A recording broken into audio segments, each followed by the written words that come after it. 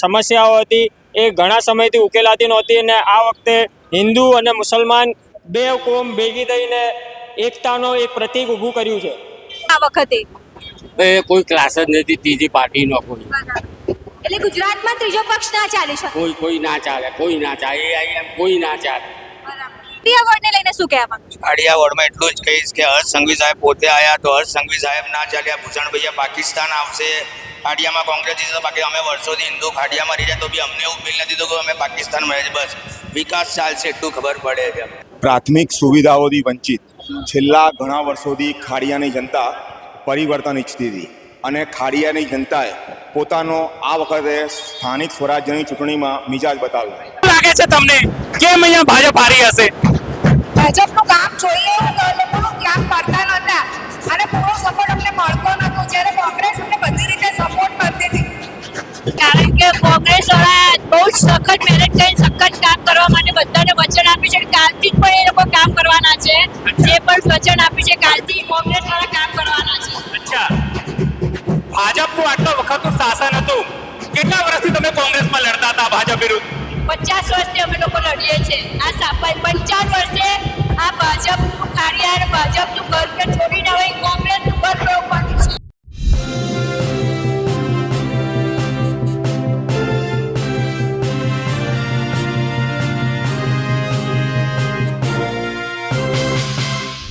નમસ્કાર, હું છું ચંદ્રિકા પુત્ર નિરાલી. સ્થાનિક સ્વરાજની ચૂંટણીનું આજે પરિણામ આવ્યું છે. આમ જોવા જઈએ તો અમદાવાદમાં ભાજપે સૌથી વધુ સીટ જીતી છે, પણ આ છે અમદાવાદનો ખાડિયા વોર્ડ, જે જનસંઘના ટાઈમથી ભાજપનો ગઢ ગણાય છે. પણ આ વખતે અહીંયા કોંગ્રેસ જીતીને આવી છે. કોંગ્રેસના કાર્યકર્તાઓ અહીંયા છે.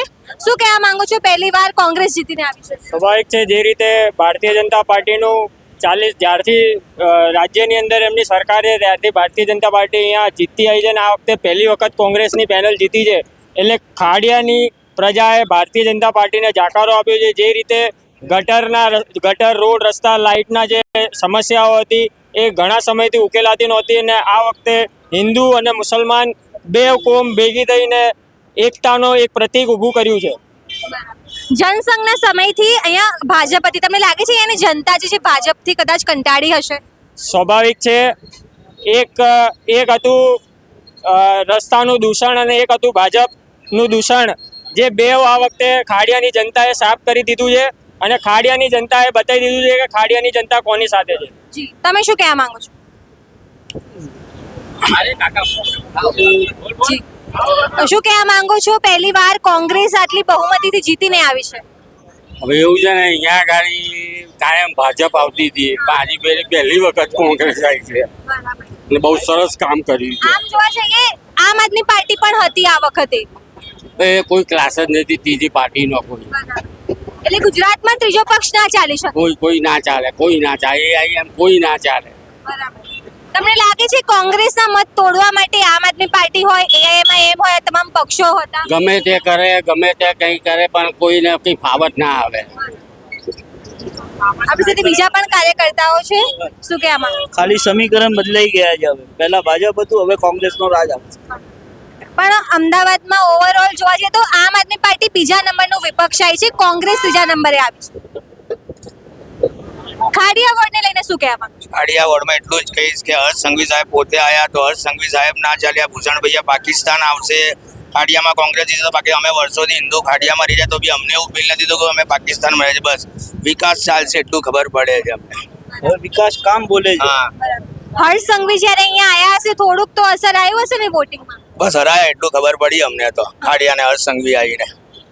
હર્ષ સંઘવીએ ખાડિયામાં આવીને હરાય એવું કહે છે. તમે શું કહેવા માંગો છો? બસ એ જ કહેવા માંગીએ છીએ કે જ્યારે નાયબ મુખ્યમંત્રી પોતે અહીંયા ખાડિયા આવી જાય અને લોકોને અપીલ કરે, પણ લોકો જાણે છે ક્યારે કામ થાય છે ક્યારે નહીં થતું, કેમ કે લોકોએ પોતે જઈ લીધું છે. કેટલું દબાણ છે, કેટલું આ લોકોનું તાસ હતું, એનું પરિણામ આપણને બતાવી રહ્યું છે. ખાડિયા શ્રેષ્ઠ બનશે, આનાથી વધારે સારું કામ કરશે. 30 વર્ષથી ભાજપનું શાસન છે, લાગે છે 2027માં પરિવર્તન આવશે? ચોક્કસ રીતે જેવું આ લાગે છે કે અહીંયા પરિણામ આવ્યું છે, એવું જ 2027માં વિધાનસભામાં પરિણામ લાવવાના છે અને ઇતિહાસ રચી કાઢશું. તમે શું કહેવા માંગો છો? ખાડિયામાં કોંગ્રેસ જે રીતે જીતીને આવી છે, કોંગ્રેસના કાર્યકર્તાઓમાં એક આશા આવી છે. પ્રાથમિક સુવિધાઓથી વંચિત છેલ્લા ઘણા વર્ષોથી ખાડિયાની જનતા પરિવર્તન ઈચ્છતી હતી અને ખાડિયાની જનતાએ પોતાનો આ વખતે સ્થાનિક સ્વરાજ્યની ચૂંટણીમાં મિજાજ બતાવ્યો. 2027માં પણ ખાડિયામાં લાગે છે ધારાસભ્ય પણ કોંગ્રેસનો બનશે. શક્ય છે. આવી જ રીતે અમે મહેનત કરીશું અને જનતાનો સાથ અમને ફરી વખત મળશે એવી આશા છે અને પરિવર્તન એમાં પણ આવશે. તમારું શું નામ છે, શું કહેવા માંગો છો? મારું નામ ઈશ્વર ચૌહાણ, હું મારવાડી સમાજમાંથી આવું છું, મારવાડી સરગરા સમાજમાંથી આવું છું અને એમએલએની ઓફિસ જોડે રહું છું. આ જે ખાડિયા વિધાનસભાની અંદર એક્સ એમએલએ શ્રીએ એવું કીધું હતું કે ભાઈ ખાડિયાને પાકિસ્તાન બનાવીશું. એમએલએ કયા? ભૂષણભાઈ ભટ્ટ સાહેબે એવું કીધું હતું કે આ ખાડિયા પાકિસ્તાન ન બની જાય. બરાબર છે. તો અમારા આ સ્થાનિક અહીંયાના જે રહેવાસી રેસિડેન્ટ લોકોએ બીજેપીના એક્સ એમએલએ શ્રીને જવાબ આપી દીધો કે અગર આ જગ્યા પર જો તમે તમારી ભાવના એવી હોય કે પાકિસ્તાન બની જશે તો અમે પાકિસ્તાન બનવા નહીં દઈએ, અમે કોંગ્રેસની પેનલને જીતાવીને લાવીશું. લાગે છે આવનાર સમયમાં કોંગ્રેસની સરકાર બનશે ગુજરાતમાં?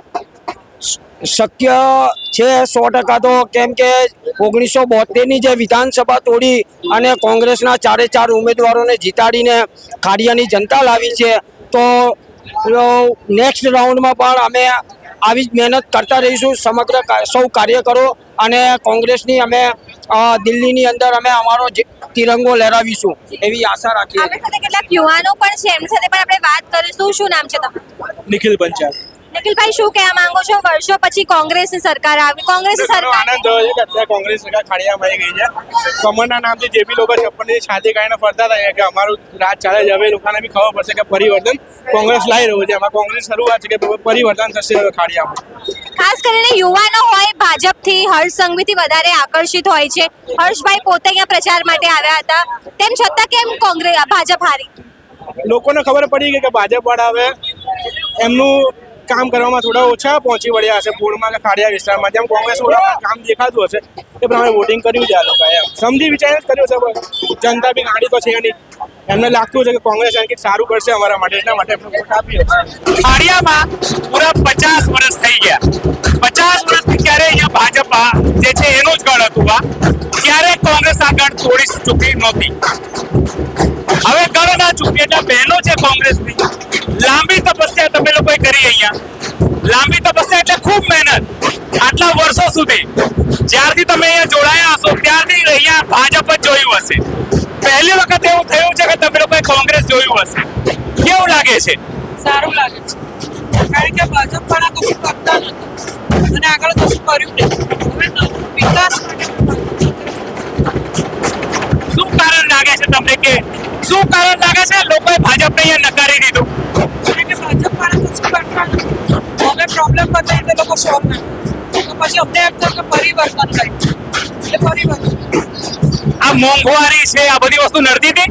બધું નહીં. આ તમને લાગે છે કે અયોધ્યા જેવું થયું?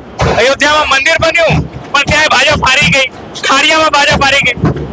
બોલો બોલો, થોડું આગળ આપજો, થોડો પાછળ જતા.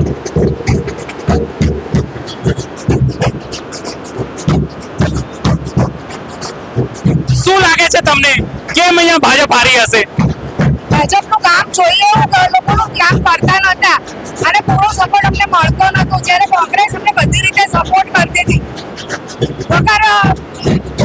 વગર ઇલેક્શને પણ એમણે અમને એટલો સપોર્ટ કર્યો છે કોંગ્રેસ પાર્ટીએ. એટલે અમે કોંગ્રેસ ખૂબ ખૂબ આભારી છીએ. નહીં, ભાજપ 50 વર્ષથી અહીંયા હતી. તમે લોકો કેટલા વર્ષથી લડતા હતા ભાજપ સામે? અમે ઘણા બધા વર્ષોથી લડતા હતા, પણ આ વર્ષે અમને કોંગ્રેસ પાર્ટી આવી એ અમારા માટે બહુ જ સારી વસ્તુ છે. અમે એવું જ ઈચ્છતા હતા કે અમારા માટે કોંગ્રેસ પાર્ટી આવે અને અમારું બધું કામ પૂર્ણ થાય. આ લાગે છે કાર્યકર્તાઓ ખૂબ મહેનત કરી એટલે કાર્યકર્તાઓની જીત છે.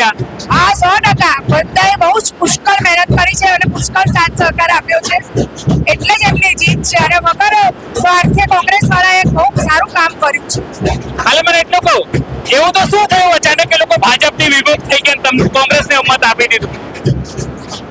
શું લાગે છે તમને કેમ લોકોએ જકારો આપ્યો? એ લોકો પોતાનું સ્વાર્થનું જ કામ કરતા હતા, પ્રજાનું કોઈ કામ કરતા જ નહોતા. પ્રજાને જાકારો આપતા હતા અને કોંગ્રેસ વાળા બધા વગર સ્વાર્થે કામ કરતા હતા. આપણે બીજા પણ એક બેન છે. શું નામ છે આપનું?